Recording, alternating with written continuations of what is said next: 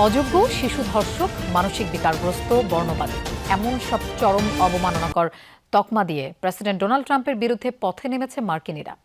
No Kings March কর্মসূচিতে অংশ নিয়েছে ৮০ লাখের বেশি মার্কিন নাগরিক। আসসালামু আলাইকুম ভিউয়ার্স, দেশ ও দেশের বাহির থেকে যারা আমার ভিডিওটি প্লে করেছেন জানাচ্ছি আন্তরিক শুভেচ্ছা অভিনন্দন। আশা করি সবাই ভালো আছেন, সুস্থ আছেন, আলহামদুলিল্লাহ। তো ভিউয়ার্স, মার্কিন প্রেসিডেন্ট ডোনাল্ড ট্রাম্পের বিরুদ্ধে এবার নিউ ইয়র্কের জাতিসংঘে ব্যাপক বিক্ষোভ আন্দোলন শুরু হয়েছে তার পদত্যাগকে কেন্দ্র করে।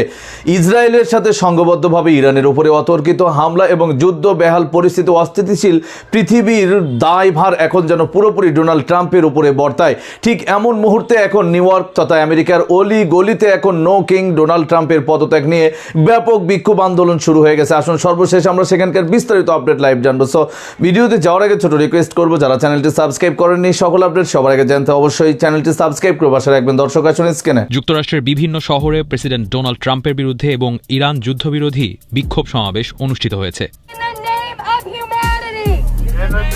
শনিবার হওয়া এই বিক্ষোভের আয়োজকরা দাবি করছেন যে বিভিন্ন শহরে সব মিলিয়ে ৮০ লাখের বেশি মানুষ বিক্ষোভে অংশ নিয়েছেন, যদিও বিবিসি এই দাবির সত্যতা নিরপেক্ষভাবে যাচাই করতে পারেনি। আমেরিকার প্রায় সব বড় শহরেই এদিন অনুষ্ঠিত হয় বিক্ষোভ। Washington DC, New York, Chicago, Virginia, Minnesota, লুইভিল, ন্যাশভিল সহ বড় শহরগুলোতে এটি নো কিংস র্যালি নামে আয়োজিত হয়েছে। অতীতে এই একই নামে এ ধরনের সমাবেশ হয়েছে, যেখানে এর আগে লক্ষ লক্ষ লোকের সমাগম ঘটেছিল। বিক্ষোভে ডোনাল্ড ট্রাম্প, জেডি ভ্যান্স সহ ট্রাম্প প্রশাসনের শীর্ষ কর্মকর্তাদের কুশপুত্তলিকা বহন করতে দেখা যায় বিক্ষোভকারীদের। এই বিক্ষোভের আয়োজকরা বলছেন তারা প্রেসিডেন্ট ডোনাল্ড ট্রাম্পের চাপিয়ে দেওয়া বিভিন্ন নীতির বিরুদ্ধে প্রতিবাদ করছেন, যার মধ্যে রয়েছে ইরানের সাথে যুদ্ধ, ফেডারেল অভিবাসন আইন এবং জীবনযাত্রার ক্রমবর্ধমান ব্যয়। And we all are against war. We don't want Trump or Israel bomb Iran, destroy our infrastructure, destroy everything.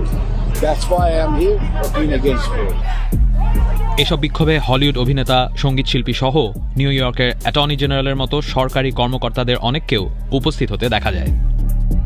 যুক্তরাষ্ট্রের ৫০টি রাজ্যে ৩২০০-র বেশি শহরে একই সময়ে এসব বিক্ষোভ আয়োজন করা হয়। Dictatorships fall when people rise, and that's what we're doing. We're all rising up together. Look at all these people together thinking the same thing. We need to stand up. We need to raise our voices together. That's why I'm part of Singing Resistance. যুক্তরাষ্ট্রের বাইরে London, Rome, প্যারিসের মতো European শহরগুলোতেও হয়েছে Trump বিরোধী no Kings বিক্ষোভ। এসব শহরেও হাজার হাজার মানুষ অংশ নিয়েছিলেন বিক্ষোভে। ট্রাম্প এবং নেতানিয়াহু তারা মনে করেছিল যে যদি প্রথম দিনই হামলা চালিয়ে আয়াতুল্লাহ আলী খামেনিকে মেরে ফেলি, তাহলে প্রথম দিনই ছক্কা মারা হবে এবং ইরানের জনগণ তো এমনিতেই সরকারের প্রতি ক্ষিপ্ত, তারা রাস্তায় নেমে এসে সরকার পরিবর্তন করে আমাদের পছন্দের সরকার বসিয়ে নিলে আমরা ওই তেল গ্যাসগুলো নিয়ে আসতে পারবো। ভালো কথা। তো খামেনিকে মারার পরেও এখন পর্যন্ত ইরানের সরকার পরিবর্তন হয় নাই, পরিবর্তন হওয়ার কোনো লক্ষণও নাই এবং কয়েকদিনে নিয়ে উচ্চবাচ্য করলেও কিন্তু আমেরিকা, ইসরায়েল কিছু বলতেছে না। এখন বলতেছে ঠিক আছে, এই সরকারের সঙ্গেই আলাপ আলোচনা করি। এখন দেখেন ভাগ্যের কি নির্মম পরিহাস, ইরানের সরকার তো পরিবর্তন হয় নাই, এখন খোদ আমেরিকাতেই ট্রাম্পের অপসারণের জন্য বিশাল বিক্ষোভ হয়েছে আজকে ৮০ লক্ষ। সেই new York, Philadelphia, Chicago, Texas, Washington, বিভিন্ন রাজ্যে রাজ্যে বিক্ষোভ করছে আমেরিকান জনগণ যে আমরা প্রেসিডেন্ট চাই, রাজা চাই না, নো কিংস। এর কারণ হচ্ছে যে একজন নির্বাচিত প্রেসিডেন্ট তিনি যে কোনো সিদ্ধান্ত নিবেন সংসদের সঙ্গে পরামর্শ করে। আমেরিকার ২টি সংসদ, House of Senate, House of Representative, উচ্চকক্ষ, নিম্নকক্ষ। তো ট্রাম্প কোনো আলোচনা না করে, কোনো পরামর্শ না করে তিনি তার ক্যাবিনেট নিয়ে একচেটিয়া সিদ্ধান্ত নিয়েছেন যে তিনি ইরান আক্রমণ করবেন। এই কারণেই ফুঁসে উঠেছে ইরানের জনগণ। কারণ হচ্ছে কি, তেল কিন্তু একটা গ্লোবাল প্রোডাক্ট। যেমন তেলের দাম যদি এক দেশে বাড়ে তাহলে বিশ্বের সব দেশেই বাড়ে। এখন সমস্ত বিশ্বে যখন তেলের দাম বাড়তেছে তখন আমেরিকাতেও বেড়ে গেছে। আমেরিকাতেও মানুষ তেলের জন্য, গ্যাসের জন্য অতিরিক্ত পয়সা দিচ্ছে। যেমন একটা উদাহরণ দিই, মনে করেন যে বাংলাদেশের সরকার ভর্তুকি দিয়ে তেলের দাম কমিয়ে রাখলো, পেট্রোল, ডিজেল, কেরোসিন বা গ্যাস কমিয়ে রাখলো, কিন্তু ভারত সরকার দাম বাড়িয়ে দিল। তাহলে হবে কি জানেন, সীমান্ত দিয়ে বাংলাদেশ থেকে ভারতে দেদারসে তেল পাচার হবে, কারণ এখান থেকে কম দামে কিনো, এখানে বিক্রি করতে পারলো বেশি দামে। তো এরকম হয়। এই কারণে এই গ্লোবাল প্রোডাক্ট হিসাবে তেলটা কিন্তু এক জায়গায় দাম বাড়লে সমস্ত বিশ্বেই দাম বাড়ে। এখন ট্রাম্প বারে বারে বলতেছে যে সমস্যা নাই, আমরা তো তেল উৎপাদন করি। ভাই করো, ঠিক আছে, কিন্তু দাম তো বেড়ে গিয়েছে। এবং জনগণ কি চায়? জনগণ চায় যাতে স্বল্প ব্যয়ে জীবন ধারণ করতে পারে।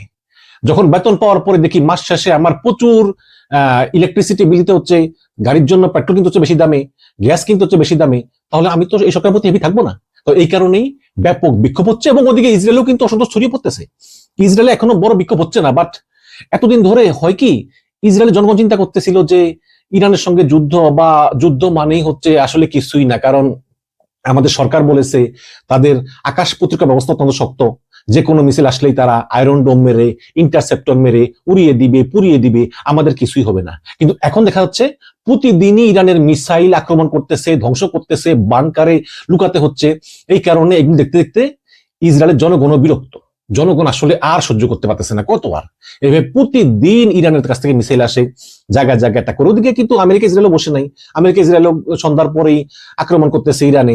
এর ভিতরে ইরানে একদিন রাতে খুব ঝড় বৃষ্টি, তুফান, বজ্রপাতের আওয়াজ, এর ভিতরে আবার বোমা। ইরানের জনগণ বুঝতে পারতেছে না যে কোনটা বজ্রপাত কোনটা বোমা।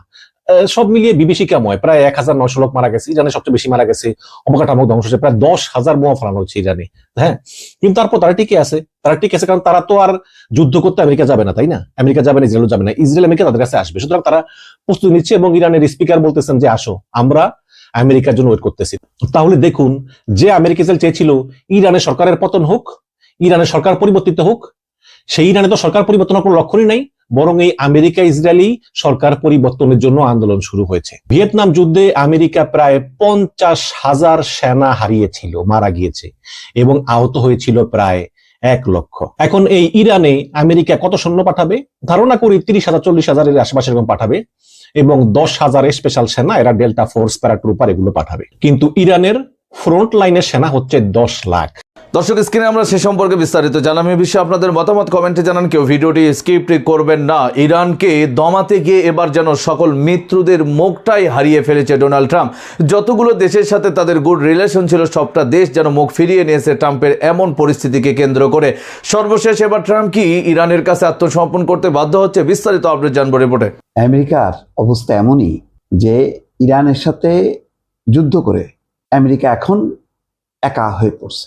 ইরাক যুদ্ধের কথা চিন্তা করেন, যে কোনো যুদ্ধে আমেরিকা যখন জড়াইছে, সাথে সাথে প্রথমেই সাড়া দিছে ব্রিটেন এবং তারপর অন্যান্য পশ্চিমা মিত্র, এবং ন্যাটো তো মানে বলা যায় যে আমেরিকার আজ্ঞাবহ। সেই ন্যাটো কিন্তু এখন আর নাই। আজকে 1 মাস পার হয়েছে, ন্যাটো নিশ্চুপ, বরং ব্রিটেন বলছে যে আমরা এই যুদ্ধে নেই।